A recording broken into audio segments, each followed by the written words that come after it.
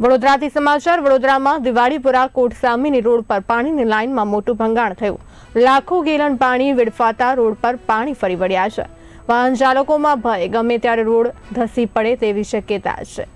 સ્થાનિક લોકોએ સુરક્ષાને ધ્યાનમાં રાખીને બેરિકેડ લગાવ્યા છે।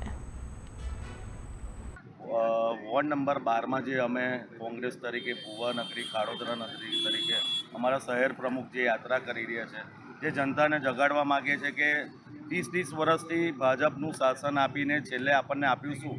તો કે ભાઈ ખાડા આપ્યા, ખરાબ રોડ રસ્તા આપ્યા। એટલે જનતાએ બી જાગવાની જરૂર છે અને આ લોકોને આ કોર્પોરેશનની જે ચૂંટણી આવી રહી છે એમાં જાકારો આપવાની જરૂર, કારણ કે આ લોકો આપણો ટેક્સ ઉઘરાવે છે। ટેક્સની સામે વેરાનું વળતર મળવું જોઈએ અને બધી વસ્તુમાં તમે ટેક્સ લો છો, રોડ ટેક્સ લો છો, આરટીઓ ટેક્સ લો છો, વેરા ટેક્સ લો છો, તો વેરાનું વળતર તો આપો।